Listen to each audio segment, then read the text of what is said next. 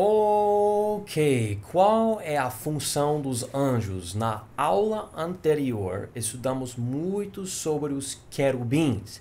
Nessa aula agora, nós vamos estudar sobre os serafins. E alguém pode chegar a pensar, será que os querubins não também são os serafins? Eu tenho essas dúvidas porque eu vejo muito que é semelhante, mas eu também tenho outras dúvidas, tipo, por exemplo, será que os querubins e os serafins são anjos? E eu não digo isso para criar uma nova doutrina que os querubins e os serafins não são anjos. Eu, na verdade, não sei. Mas enquanto estamos estudando a angiologia e colocando esses seres espirituais dentro da categoria geral de anjos, vamos pelo menos aceitar que o nosso alvo é entender o que a Bíblia fala. E eu queria mostrar algo para vocês aqui no livro de Apocalipse, antes de entrar no estudo sobre os serafins. Em Apocalipse 5, versículo 11, e capítulo 7, versículo 11, nós estamos na presença de Deus com João, que teve uma visão incrível, e ele viu vários seres diferentes, inclusive 4 que ele chama de animais. Ele vê 24 homens chamados anciãos, e também ele vê um monte de anjos. Deixe-me ler para vocês o que diz aqui para mostrar a distinção que eu quero enfatizar. Apocalipse 5:11 diz: "E olhei e ouvi a voz de muitos anjos ao redor do trono, e dos animais, e dos anciãos, e era o número deles milhões de milhões e milhares de milhares." E você pode também ler Apocalipse 7:11 para ver a mesma distinção. Aqui, João não diz que os animais, esses seres celestiais, não são anjos.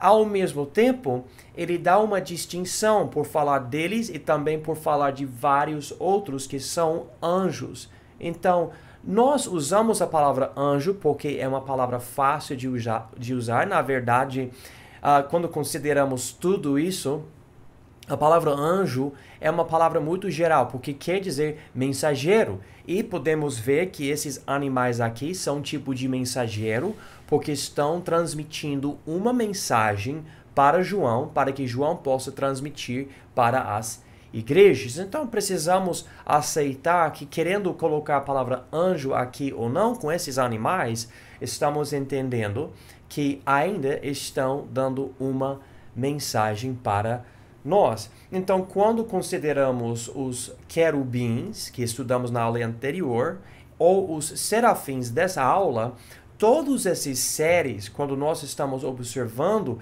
eles, notamos que estão nos dando uma mensagem, servem como mensageiros. Então, quanto à distinção da natureza e da obra e dos nomes e, sei lá, das personalidades de cada ser espiritual que opera como esse exército de Deus, nós não vamos poder distinguir tudo. A Bíblia simplesmente não esclarece todos esses detalhes. Na verdade, entre os vários anjos, etc., nós somente temos os nomes de Gabriel e de Miguel. Então, entendemos que, tendo milhões de anjos, o nosso entendimento deles é muito, muito, muito limitado. E nós vamos precisar esperar o dia em que Deus nos levar para o céu para podermos aprender muito mais. Irmãos, eu acho que nós vamos aprender muito, muito, muito mais quando entrarmos na presença de Deus.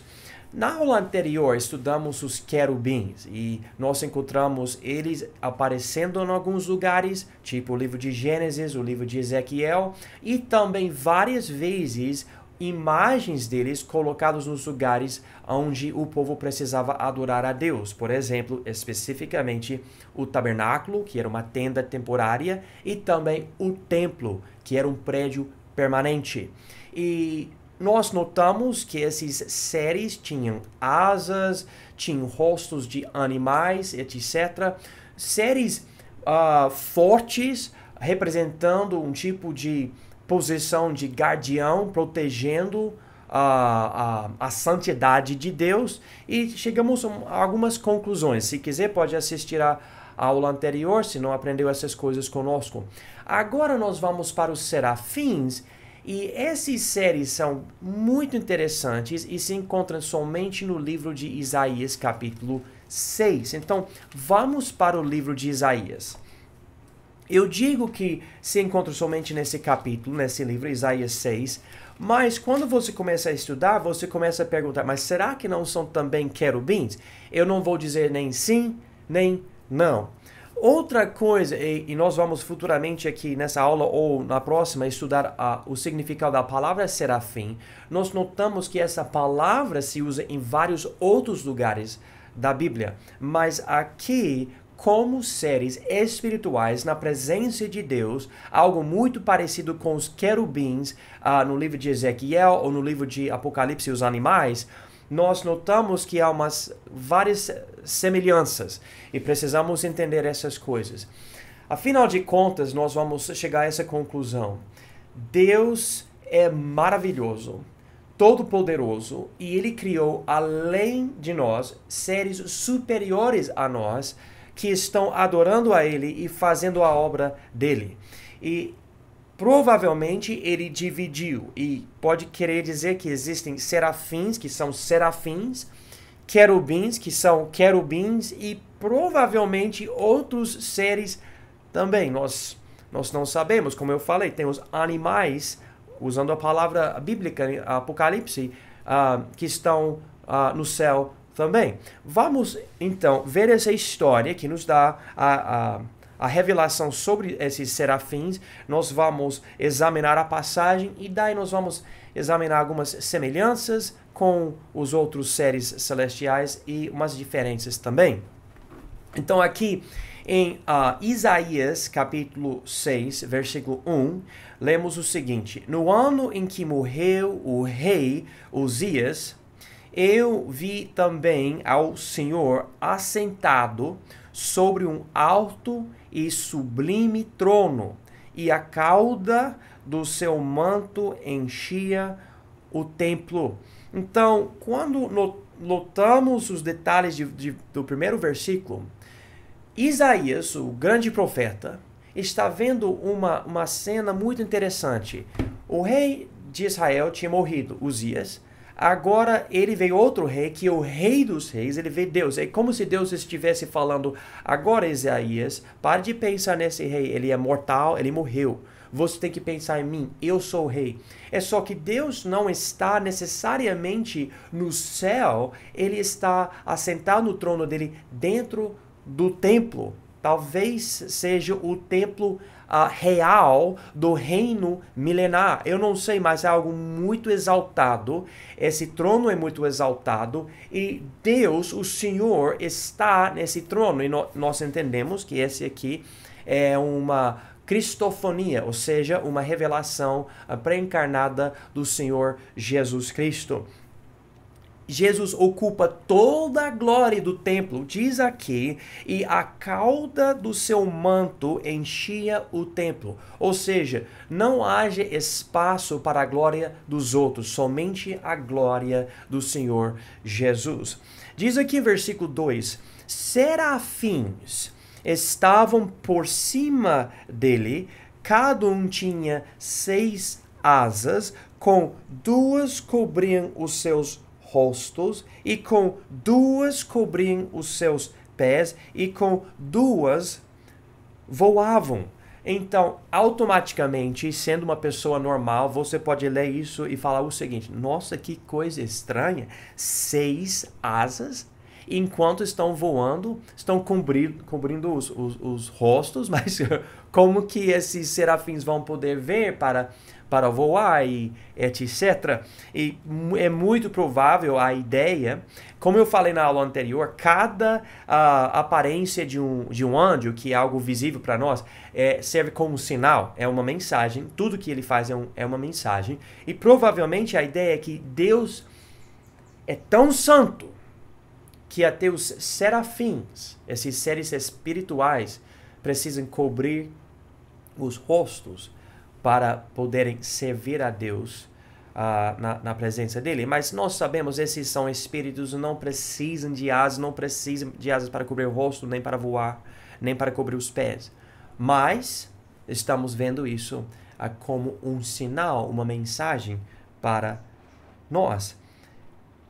E versículo 3, e clamavam uns aos outros, dizendo, Santo, Santo, Santo é o Senhor dos exércitos.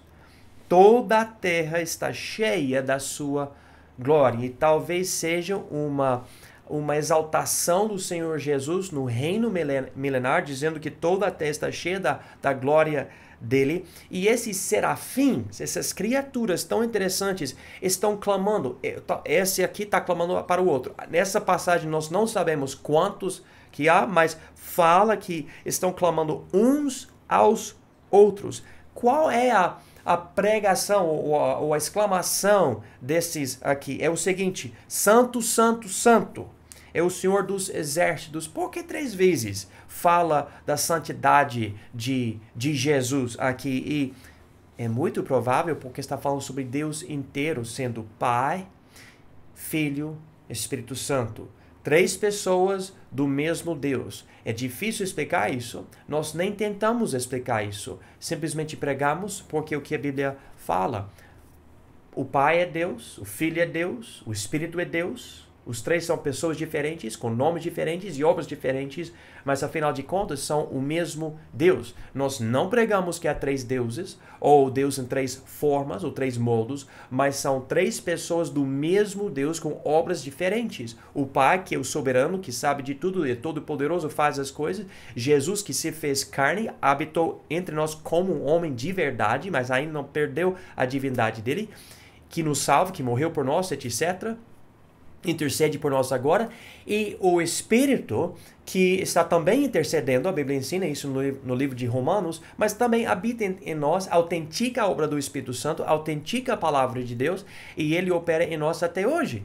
Então nós estamos observando isso. Ele diz aqui Santo, Santo, Santo, ou seja, esse Deus nesse trono é tão exaltado.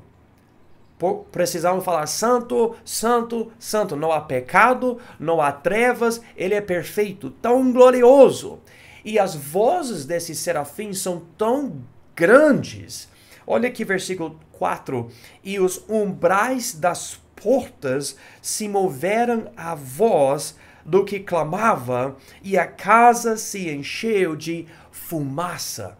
E nós já notamos em outros lugares como a presença de Deus encheu o templo, encheu o tabernáculo com fumaça, não dava para entrar, etc. Novamente mostrando que Deus é glorioso na santidade dele, Deus é glorioso no poder dele. E esses seres têm tanto poder para clamar e sacudir esse prédio, esse templo, que não é uma tenda, mas é um prédio permanente de pedra. Mas estão exaltando não eles mesmos, mas estão exaltando Deus. Então esses seres são bem fortes, são incríveis e estão voando por cima desse trono, clamando Santo, Santo, Santo, etc.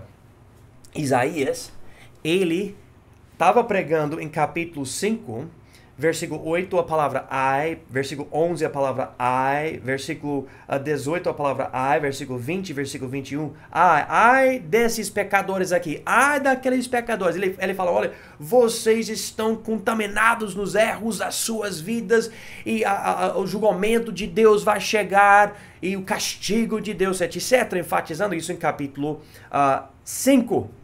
Chegamos aqui em capítulo 6, Isaías, o grande profeta, que escreveu um livro maravilhoso, ele vê esses serafins, ele vê os umbrais da porta assim, sacudindo assim, e a Bíblia diz aqui em versículo 5, ai de mim, pois estou perdido, porque sou um homem de lábios impuros, e habito no meio de um povo de impuros lábios.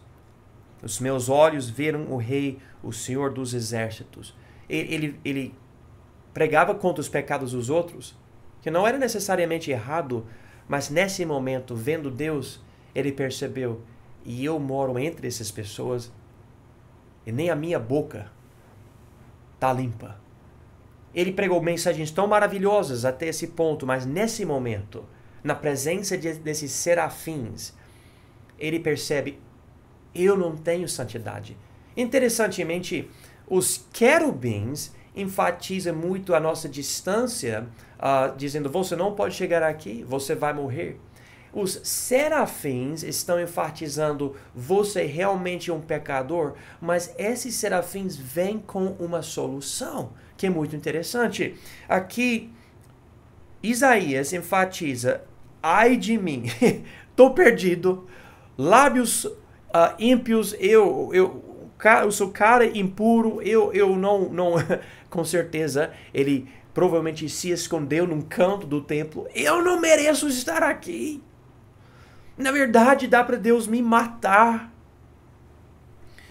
Porém, versículo 6, um dos serafins voou para mim, trazendo na sua mão uma brasa viva, que tirara do altar com uma tenaz. Então, esse ser celestial, ser espiritual, voou, foi para o altar, achou uma brasa acesa, fogo, sabe, bem quente, usou uma tenaz, pegou esse carvão, essa brasa viva, e vamos ver o que aconteceu. Versículo 7. E com a brasa tocou a minha boca, e disse, eis que isto tocou os teus lábios, e a tua iniquidade foi tirada, e expiado o teu pecado.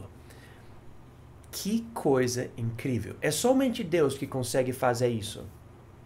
Ele consegue levar uma brasa viva na tenaz de um serafim, que dá para queimar qualquer pessoa, colocar na boca suja, na boca impura de Isaías, e ao invés de queimar Isaías, ele somente purifica Isaías do pecado dele. Irmãos, o que isso mostra para nós é uma revelação maravilhosa no Velho Testamento do nosso Salvador Jesus Cristo. Porque na cruz, quando Jesus morreu por nós, ele conseguiu não somente pagar a penalidade do nosso pecado, mas de uma forma que nenhum de nós precisa morrer e ir ao inferno por causa dos nossos pecados. Aqui ele queima a impuridade de Isaías. Ele lida com o problema principal do profeta, o próprio pecado dele, mas ele mesmo não morre. Eu não sou médico. Se você passasse uma faca para mim agora falando, olha, precisa fazer uma cirurgia nesse paciente, provavelmente eu não vou conseguir, provavelmente eu vou matar. Eu não tenho esta habilidade. Eu não sou médico, não sou treinado. Deus é capaz, Deus é sábio o suficiente para lidar com o nosso pecado sem nos destruir. E esta é a imagem que Deus coloca aqui. Você pode ler o resto da passagem, um dos versículos mais famosos do livro de Isaías, é versículo 8, onde diz aqui, depois disto ouvi a voz do Senhor que dizia, a quem enviarei e quem há de ir por nós? Então disse eu, eis-me aqui, envia-me a mim. E aqui Isaías aceita esse chamado, dizendo, se alguém precisar ir pregar, eu vou pregar. Ele foi transformado aqui, Deus mostrando, eu purifiquei você do seu pecado. Mas essa não era a mensagem para ele pregar. Ele ainda estava na época da lei, não na época da graça. E o povo muitíssimo ímpio, ao invés de se arrepender, Deus ia usar a pregação de Isaías para endurecer os corações do povo. Nós sabemos que Israel acabou sendo levado pela nação da Assíria e Judá depois foi levado pela Babilônia. Depois disso, a cidade de Jerusalém foi totalmente derrubada, inclusive o templo totalmente destruído. É uma situação bem feia. Graças a Deus, isso levando uns 70 anos, Deus permitiu o povo voltar para a terra, e com Esdras e Neemias eles conseguiram reconstruir, e passando depois disso uns 400 anos, chegamos na vida de Jesus. Irmãos, a única vez que vemos serafins como seres espirituais na Bíblia é aqui. A pessoa pergunta, esses serafins são os querubins em outras passagens, ou são os animais no livro de Apocalipse?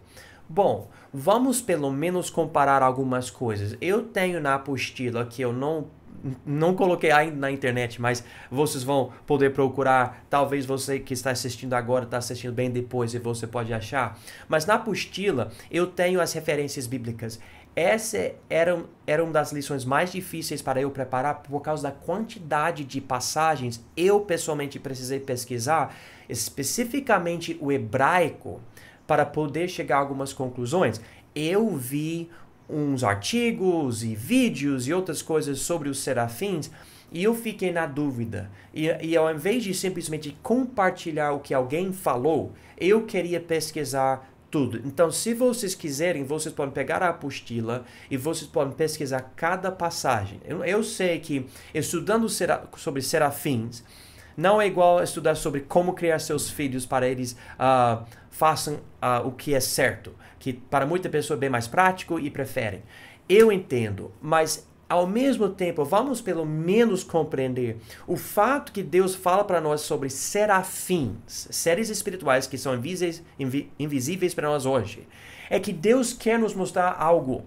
Ele enfatiza os anjos várias vezes. Inclusive, ele fala que o cabelo da mulher depende da situação dos anjos até um certo ponto. Você pode ler isso em 1 Coríntios capítulo 11. Então, existe uma realidade celestial, uma coisa que tem a ver com esses seres espirituais que deve chamar a nossa atenção. Então, enquanto para algumas pessoas existe a possibilidade de falar, olha, para mim é muito chato isso, não tem muito interesse, eu não posso muito ajudar você, mas vamos tentar compreender o que Deus está querendo nos mostrar aqui. Eu vou mostrar então várias coisas, sem poder mostrar para vocês todas as passagens bíblicas, mas pode baixar a apostila e estudar toda a passagem que eu tenho apresentado aqui. Só que se eu ler tudo para vocês, vai demorar muito tempo e nós não vamos poder fazer isso. Então, os serafins se encontram somente no livro de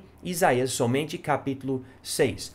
O que nós aprendemos aqui, comparado com os outros seres, tipo querubins e os animais de Apocalipse. Vamos notar 4 semelhanças, tudo bem? Primeira semelhança, estão na presença do trono do Senhor. Na visão de Isaías, bem aqui, sobre os serafins estavam por cima do trono, voando por cima do trono, ok? Na visão de Ezequiel, em Ezequiel 1, Ezequiel 8, 9, 10, etc., ele viu os querubins embaixo do trono. Lembra? Eles faziam um tipo de carruagem e Deus estava em cima no trono dele. Então os querubins estavam embaixo com talvez assim as rodas embaixo, faziam um tipo de carruagem levando Deus. Porque lembra, Ezequiel estava na Babilônia e Deus mostrou que ele foi para ele, etc., abandonando Israel, etc., porque aconteceu. Israel, basicamente a teocracia de Israel terminou com a visão de Ezequiel, em Ezequiel capítulo 1 até capítulo 11. Coisas bem interessantes, bem profundas. E eu posso explicar mais futuramente em outra aula. Na visão de João, os 4 animais estavam no meio do trono e ao redor do trono. Então, interessantemente, tem serafins aqui, tem querubins aqui embaixo e tem os animais aqui no meio e ao redor. Então, 3 posições diferentes. Eu não vou dizer que, então, automaticamente eu sei que são seres diferentes. Eu não vou falar isso, eu não sei. Mas eu sei que Deus usou palavras diferentes, estão no mesmo lugar, perto do trono de Deus, mas em posições diferentes. Segunda semelhança, todos esses seres têm asas. Ok? Então, Na visão de Isaías, os serafins tinham 6 asas, usando 2 para cobrir o rosto, 2 para cobrir os pés e 2 para voar. Eu já expliquei para vocês o porquê, ao meu entendimento. Na visão de Ezequiel, os querubins tinham somente 4 asas, não 6, mas 4 asas, e 2 unidas uma à outra, formando, como eu expliquei para vocês, essa carruagem. E 2 cobriam os corpos, pelo menos um lado do corpo. Você pode ler isso em Ezequiel capítulo 1, versículo 23. E, interessantemente, na visão de Ezequiel, os querubins estavam cheios de olhos, que eu sei, quando eu penso nisso, parece meio nojento, mas você não precisa necessariamente imaginar um ser cheio de olhos. Você tem que entender que esses seres, assim, representam a habilidade de Deus, que é de ver tudo. Deus, não existe um canto no universo onde Deus não consegue olhar. Essa é a ideia, pelo menos o que nós entendemos sobre essa questão. Mas eu não acredito que precisamos imaginar que haverá seres no céu que vão sempre ter uma manifestação visível de olhos em toda parte do corpo.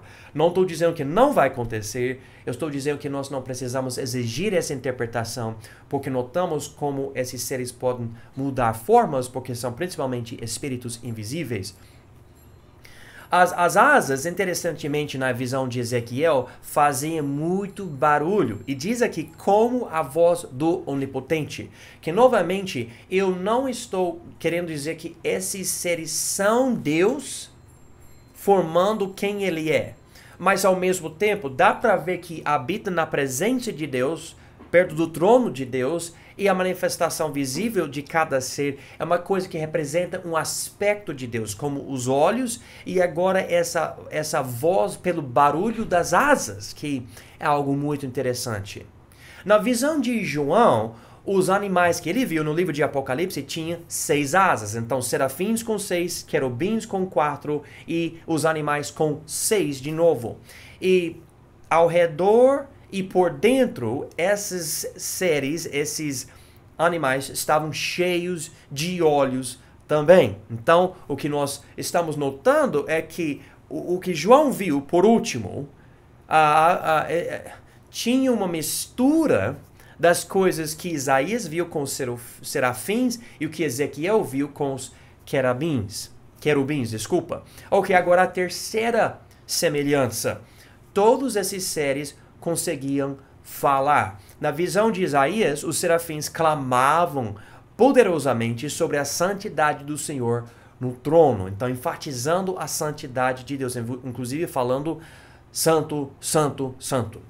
Na visão de Ezequiel, há vozes, mas sem identificação. Que quer dizer, você nota que uma voz fala algo aqui ou ali na visão, mas Deus não identifica quem falou. Será que é o querubim? Será que é Deus mesmo ou outro ser? Eu não sei. Não há uma identificação das vozes na presença dos querubins que o profeta Ezequiel tinha. Na visão de João, os animais, de dia e de noite, sem descansar, falavam da santidade tripla do Senhor, ou seja, santo, santo, santo. Então, como os serafins, os animais também estavam clamando santo, santo, santo. Interessantemente, esses são animais que estão falando, né? E talvez uma criança queira ver um animal falar algo um dia. Pode ser, não sei, que Deus vai permitir isso acontecer no céu, vai ter animais falando. Lembra? Quando a serpente conversou com Eva, ela não ficou assustada por causa disso. Ela ficou assustada pelas coisas que ele falou, mas não pelo fato de falar. Outra coisa interessante, diz que eles não descansaram, sempre falando de dia e de noite, santo, santo, santo, etc. Mas no mesmo livro, em capítulo 5 de Apocalipse, por exemplo, versículo 14, ou capítulo 6, versículo 1, esses animais também disseram coisas como amém, e também diretamente para João, vem e vê. Então, Para esclarecer a ideia desses animais, comparado com serafins e querubins, vamos notar, esses seres não eram tipo de robô, programados para só falar santo, santo, santo. Eu não estou tentando blasfemar, mas eu estou tentando tirar da nossa cabeça que esses seres não têm vontade, não têm habilidade, não têm mais nada para fazer, somente falar a mesma coisa. Porque enquanto ele falou que de dia e de noite consegue fazer isso, ou estão fazendo isso, santo, falando santo, santo, santo, também pararam e falaram amém, e falaram vem e vem, que mostra para mim que João provavelmente recebeu essa visão para Deus enfatizar que permanentemente, eternamente, Deus no trono dele merece de dia e de noite um louvor sem descanso. Tipo, você não precisa pensar, eu já falei demais, santo, santo, santo, agora eu vou dormir. Não, ele ainda merece o mesmo louvor. Mas não quer dizer que esses seres estão presos, tipo como o programa de um computador que fica voltando porque tem erro, né? Essa não é a ideia. Esses seres estão revelando a santidade de Deus para nós. Duas observações interessantes. Lembra, Isaías, ele enfatizou santo, santo, santo, e também João, santo, santo, santo. O salmista, em Salmo 99, ele enfatiza os querubins e não os serafins, quando ele falava da santidade ou a tripla do Senhor no trono. Se você abrir sua Bíblia no livro de Salmo, de fato, eu vou abrir. Salmo 99. Você nota aqui, diz aqui, o Senhor reina. Versículo 1. Tremam os povos. Ele está sentado entre os querubins. Comova-se a terra. Olha, se vocês estão prestando atenção, você nota algo muito interessante aqui. Em Isaías 6, Isaías viu Deus no trono dele e os umbrais do templo assim, tremendo, e enfatizando que ele é o rei, etc. E tinha os serafins. Aqui em Salmo 99, fala sobre um Senhor que reina, Deus que reina, desculpa, e que os povos devem tremer, e que Jesus, o Deus, está assentado entre os querubins. Não diz serafins, mas diz querubins. Eu acho interessante. E diz aqui, comova-se a terra. E nesse mesmo salmo, diz aqui em versículo 3, as palavras, pois é santo. Em versículo 5, pois é santo. Em versículo 9, Deus é santo. Então, 3 vezes diz santo, santo, santo em Salmo 99. É só que não fala aqui serafins, fala querubins. Será que são os mesmos seres? Novamente, eu não sei, mas existe a possibilidade. Mas também podem ser seres bem diferentes. Quarta semelhança entre serafins, querubins e os animais. Você nota fogo. Fogo em cada revelação. Na visão de Isaías, o uso da palavra serafins enfatiza queimar ou incendiar. E os serafins tinham acesso a brasas vivas. E uma coisa interessante é que a palavra quer dizer a palavra serafins quer dizer queimar e incendiar.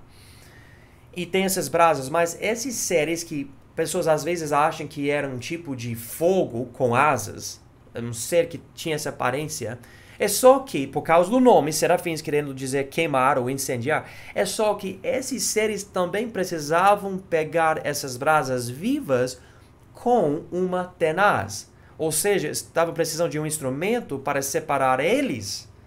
Não separar Isaías, mas separar eles das brasas vivas. Então, eu acho que essa é uma observação interessante. Na visão de Ezequiel, havia um fogo que se revolvia numa nuvem. Você pode ler sobre isso em Ezequiel 1:4, que representa Deus. E os próprios querubins tinham a aparência de lâmpadas. E você pode ler isso em Ezequiel capítulo 1, versículos 13 e 14. E nós também podemos notar com esses querubins na visão de Ezequiel que eles também havia brasas acesas dentre os querubins. No Novo Testamento, você vai para os animais e você pode ver os relâmpagos e outras coisas que têm a ver com fogo na visão que João tinha. E normalmente, quando nós notamos fogo nessas profecias, nessas visões, é uma coisa para enfatizar que Deus é um fogo consumidor, que ele é totalmente santo, ele é contra fogo. Contra o pecado. E o fogo representa isso. E nós podemos observar essa ideia com os serafins, os querubins e os 4 animais do livro de Apocalipse. Provavelmente há outras diferenças, mas vamos continuar e ver outras semelhanças. Nossa, não estou conseguindo falar muito bem hoje. Mas também há algumas diferenças que eu queria enfatizar. Os serafins estão dentro do templo real. E eu digo o templo real porque o templo tinha o trono de Deus. E normalmente, quando você vê o templo, tinha o altar, mas não tinha o trono. Mas aqui tem um trono. Os querubins em Ezequiel, eles não estão dentro do templo, mas estão fazendo carruagem na Babilônia. Tipo, Deus estava em cima desses querubins. E também os querubins estavam partindo do templo no livro de Ezequiel, enquanto os serafins estão dentro do templo.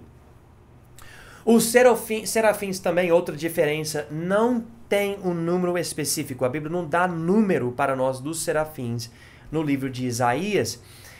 Mas os querubins estão em 4 e também os animais. Tem 4 animais no livro de Apocalipse.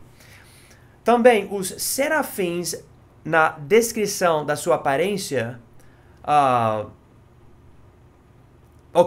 Deixa me falar assim. Os serafins têm uma certa descrição no nome serafim. A palavra serafim. Se você se lembra, a palavra querubim vem de uma raiz e nós não sabemos exatamente todo o significado da palavra querubim. Na verdade, no hebraico é a palavra querub.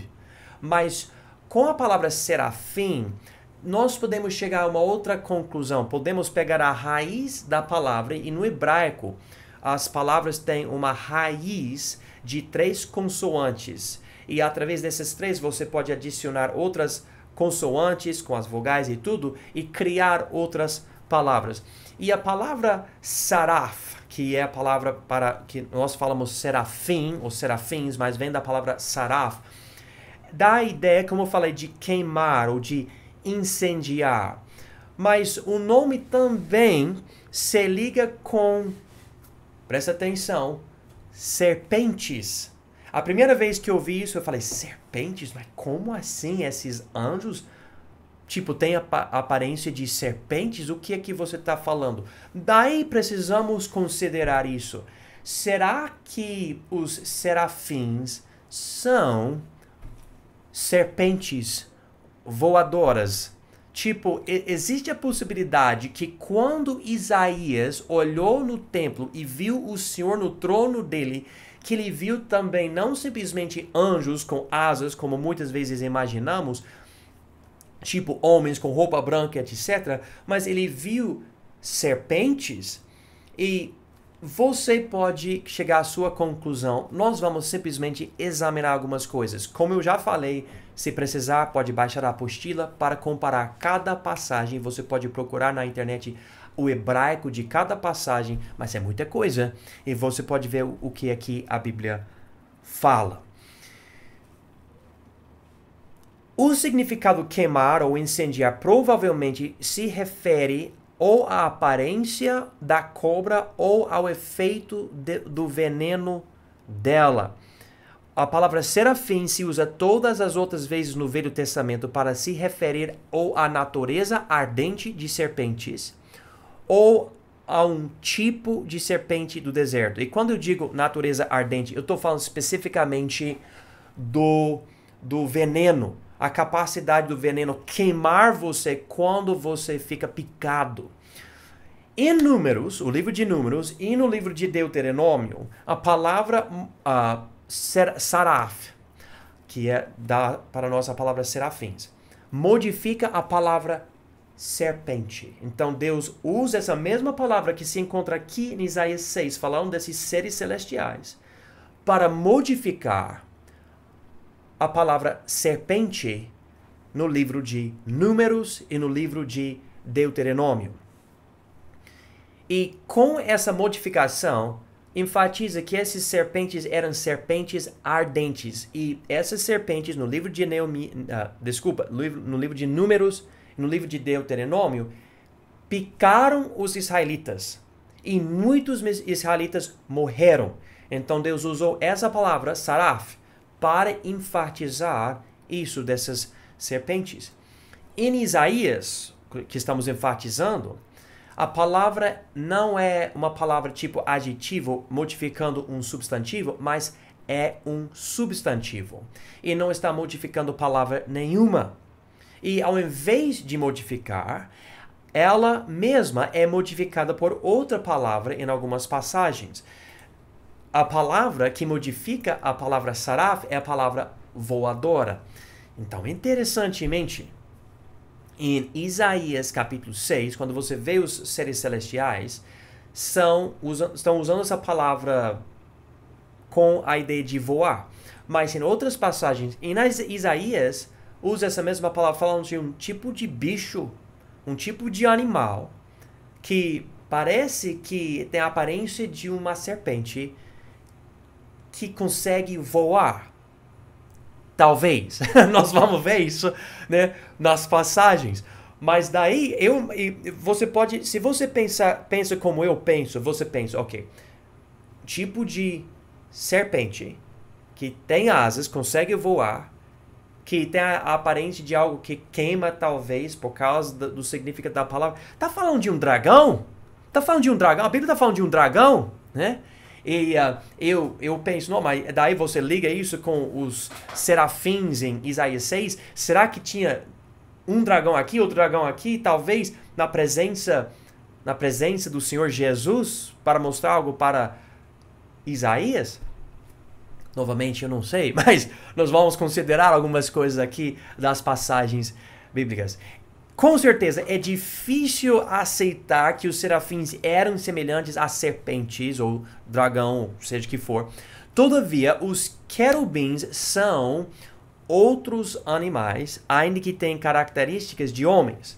É difícil por causa da serpente que tentou Eva em Gênesis 3. Automaticamente eu penso, serpentes, mas Satanás ele usou a forma de uma serpente para tentar Eva, e a Bíblia fala no Apocalipse que ele é aquela velha serpente. Com certeza, esses serafins santos, exaltando Deus, não têm aparência de serpente. Essa é a minha reação automática para rejeitar essa ideia.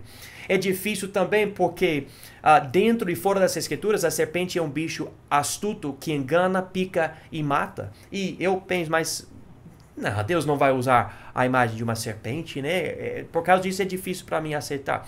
É importante considerar essa possibilidade, porém, porque há pelo menos 2 passagens em Isaías que mantêm a ideia de uma serpente. Nós vamos examinar essas passagens. E se a palavra saraf quer dizer somente queimar ou incendiar, como se esses seres fossem feitos de fogo, não seria estranho o uso de uma tenaz para segurar a brasa viva, que eu já enfatizei. Se não quer dizer serpente, mas quer dizer simplesmente queimar ou incendiar, como se fossem seres de fogo, então por que precisa usar uma tenaz? Não é interessante isso? Tenaz? Não é interessante isso? Os serafins no livro de Isaías são diferentes do que a serpente no jardim, porque esses têm asas, pés, mãos e permanecem na presença de Deus. A serpente no jardim, porém, perdeu a habilidade de andar de uma forma normal. Você pode ler sobre isso em Gênesis 3,14. Ele falou, você vai ficar na sua barriga, você vai respirar o pó da terra, etc. Além disso, a serpente no jardim era o bicho inferior chamado Nakash, e não o superior Saraf, considerando Isaías 14, 29. Bom, provavelmente eu perdi alguém. Vamos para Isaías 14, 29 para tentar explicar o que a Bíblia está dizendo. Eu acho um versículo-chave nessa questão da aparência desses serafins e o que são, etc. Isaías 14, 29. Aqui é uma profecia contra os filisteus. E diz aqui em versículo 28, no ano em que morreu o rei Acaz, foi dada esta sentença: não te alegres tu, toda a Filístia, por estar quebrada a vara que te feria, porque da raiz da cobra sairá uma víbora, e o seu fruto será uma serpente ardente voadora. Então, aqui, Isaías está dizendo para os filisteus: olha, você viu que esse cara morreu e ele diz aqui uma cobra, mas depois vai chegar uma víbora e o fruto da víbora será uma serpente ardente, ou seja, o bicho vai pegar, ou seja, a situação vai piorar. Você precisa entender isso, filisteus. Vocês precisam entender isso. Interessantemente aqui, ele usa a palavra cobra, tipo de serpente, víbora, tipo de serpente, e também serpente ardente, que é essa palavra saraf. Ele até coloca a palavra voadora. É interessante isso. Então, cobra, víbora e serpente. E a palavra cobra aqui, no hebraico, é a palavra nakash. Essa mesma palavra se usa em Gênesis 3 para falar da serpente que mentiu para Eva, ou seja, o diabo em Gênesis 3. E o diabo então é nakash. Pior do que o nakash, cobra, é a víbora, que é a outra palavra. E pior do que a víbora é essa serpente ardente voadora, que é o saraf. Então, quando nós estamos observando essas coisas, Satanás usou a forma de um bicho que parece, por Isaías 14, 29, é inferior a mais dois outros bichos.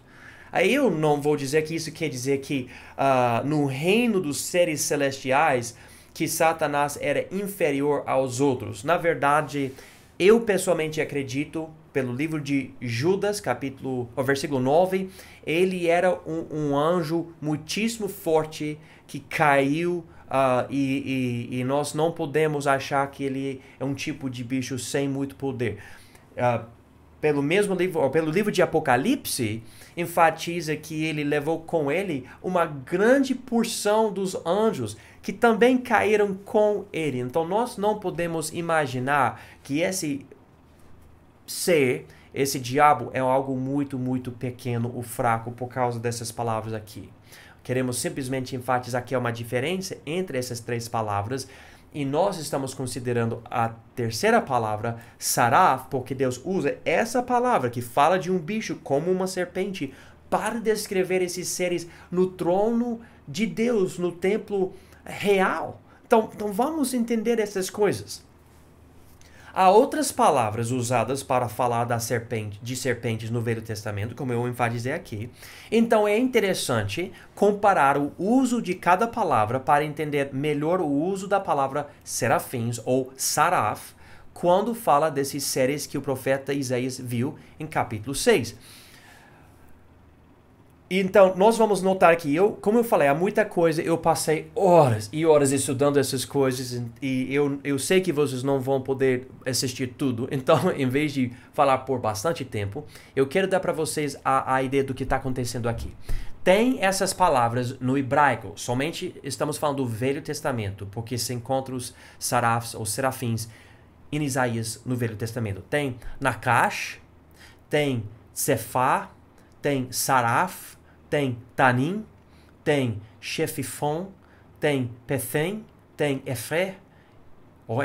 Eu não sei bem pronunciar tudo isso. Eu estudei hebraico anos atrás e é difícil lembrar de tudo, mas ainda tem muitas ferramentas hoje para você continuar a utilizar a língua original. E akshub, ok? Então tem essas palavras e tem significados. Por exemplo, nakash quer dizer serpente ou cobra, sefá, serpente ou basilisco. E falando de basilisco, E, interessantemente, tinha povos, o povo ugarítico, se eu não me engano, no português é o significado, e outros povos que existiam, que tinham certos lendas, certos mitos, etc. E essas pessoas falavam sobre essas coisas. E às vezes os escritores bíblicos, como Paulo e outros, usam essas palavras, poemas, outras coisas, para dar uma ilustração de algo. Pode ser que Isaías fez a mesma coisa. Também pode querer dizer que ele usou coisas verdadeiras. E eu vou entrar em algo aqui rapidinho. Alguém não vai concordar, mas tudo bem. Eu creio que a Bíblia é a palavra de Deus. Eu creio que todo livro é a palavra de Deus. E eu quero aceitar tudo que está escrito de uma forma literal. Então, eu acredito que a nossa terra é jovem, que tem 6.000 anos por aí.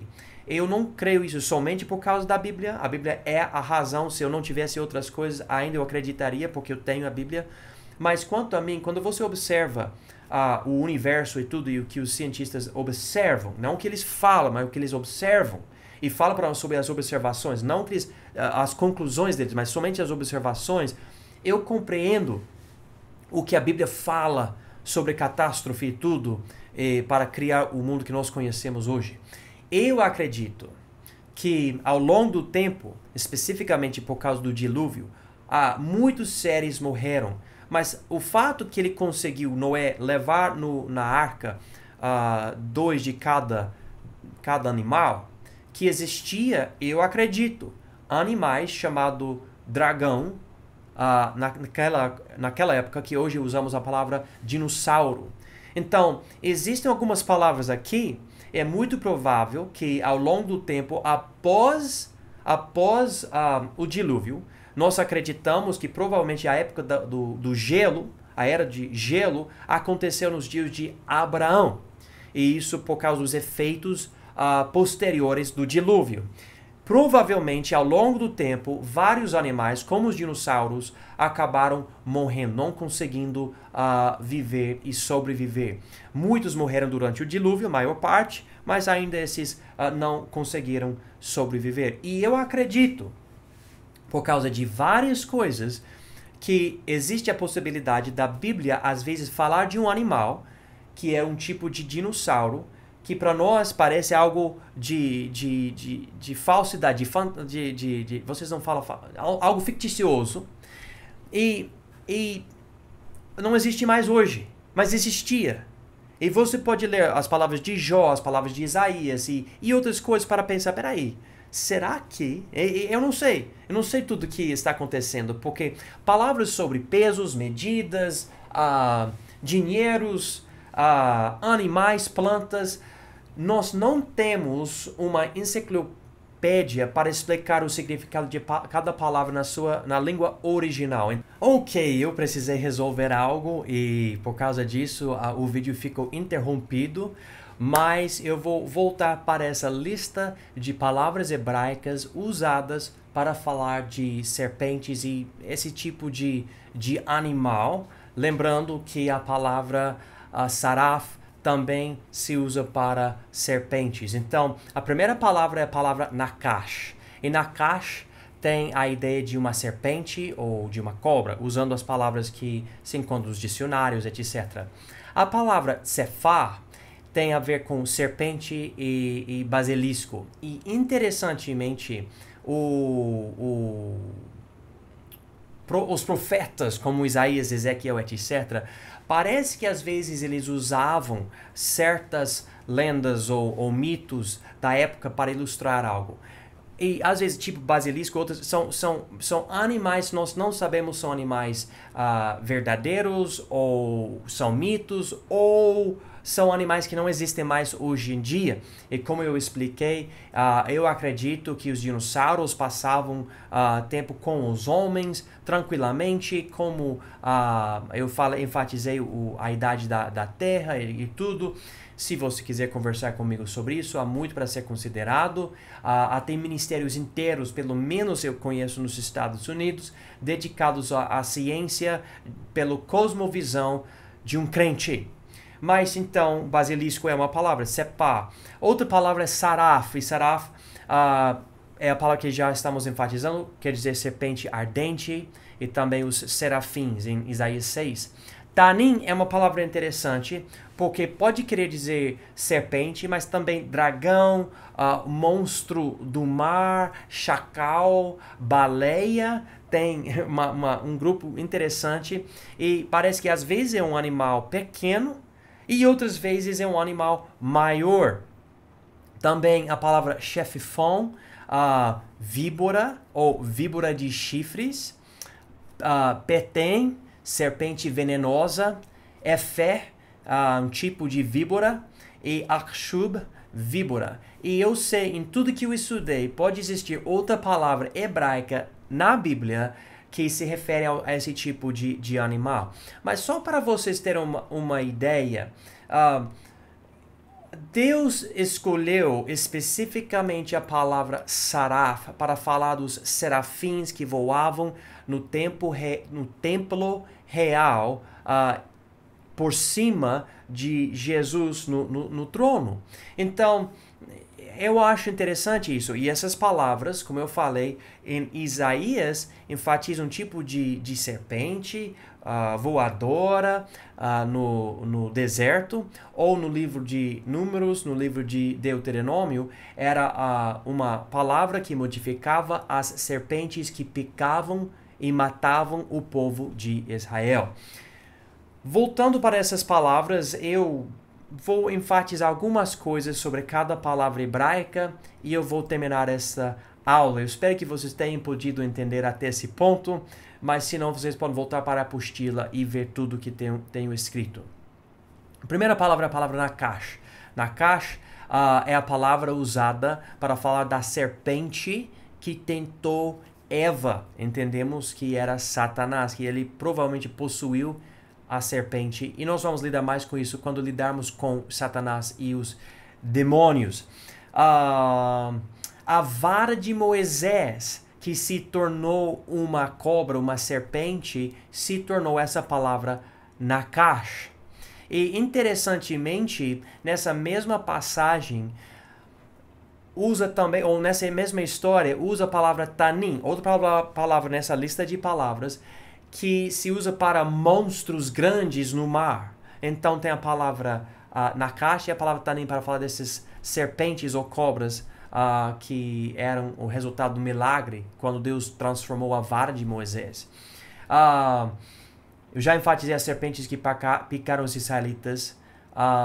Deixa eu ver aqui se tem outra coisa interessante para ver. Leviatã. Leviatã é um animal que parece um dinossauro, descrito na Bíblia, no livro de Jó, no livro de Isaías. E quando descreve esse animal, nós encontramos essa palavra nakash. Ou seja, um animal parece muito grande, que também é um animal que tem uma aparência de uma serpente ou de uma cobra. Bom, eu vou continuar aqui para a palavra cefá. Você pode ler o resto na apostila. Cefá, serpente, eles usam para descrever o vinho. Uma serpente perigosa que mora no chão. É uma descrição do que viria depois da morte do rei Acaz. Podemos notar essa palavra novamente em Isaías 14, aquela passagem, aquele versículo que tem 3 palavras sobre serpentes. A palavra saraf a gente já enfatizou, mas a palavra que serve para as serpentes ardentes que matavam os israelitas, os seres celestiais que clamam santo, santo, santo, o fruto horrível das víboras. Eu já li tudo isso para vocês. E em vez de ficar lendo, eu vou continuar aqui para mostrar para vocês. A palavra tanim enfatiza muitas vezes animais bem grandes. Muitas vezes a tradução é a palavra chacal ou chacais. E a palavra hebraica chefifon se usa uma vez na palavra Gênesis 49, 17. E Dan, a tribo de Dan, filho de Jacó, recebeu essa descrição na profecia sobre ele por Jacó. Próxima palavra, petem, é um tipo de serpente venenosa. E Também a palavra Efer é um tipo de víbora, falando das calamidades dos ímpios. Zofar usa esse termo, é um dos animais do deserto do sul e descreve o pecado do povo de Deus em Isaías 59. E a última palavra, Achshub, serve como a descrição do homem mau em Salmo 140, versículo 3. Então, eu sei, talvez seja um pouco confuso, eu não queria confundir. O que eu quero enfatizar é que entre todas essas palavras hebraicas que falam sobre serpentes, esses animais que são muitas vezes perigosos, Deus escolheu usar a palavra saraf, uma dessas palavras, para falar desses seres espirituais em Isaías capítulo 6. E ainda que seja muito estranho pensar em serpentes que tenham asas, nós precisamos lembrar que quando Deus descreve os querubins, ele fala de muita coisa bem estranha também, sendo tipo boi, leão, águia, tendo olhos, tipos tendo cheio de olhos no corpo inteiro, entre outras coisas. Afinal de contas, quando nós pensamos sobre esses serafins, parece que tem um tipo de posição muito, muito exaltado na presença de Deus. E para distinguir dos outros, a posição é que eles estão por cima do trono, enquanto os animais estão ao redor e no meio do trono, e os querubins embaixo. Pelo menos em Ezequiel, ao mesmo tempo podemos notar que os querubins estão em cima da tampa da Arca da Aliança, chamado propiciatório, ali para mostrar o lugar da presença de Deus. Inclusive, o salmista diz que Deus habita entre os querubins. Então, enfatizando essas coisas, eu posso dizer para vocês, há um monte de passagens que lidam com cobras, serpentes, etc. Mas, afinal de contas, parece que Deus está querendo dizer sobre serpentes para nós na questão desses sarafs ou serafins. E essa aula de hoje é diferente, eu fiquei interrompido. Espero que eu tenha falado tudo que eu quero falar. Se eu precisar esclarecer algo futuramente, talvez na próxima aula, quando a gente continuar estudando sobre o anjo do Senhor e outras coisas, eu vou tentar. Mas eu espero que essa lição tenha sido uma ajuda na questão dessas palavras hebraicas, na questão dos serafins, tá? Deus abençoe.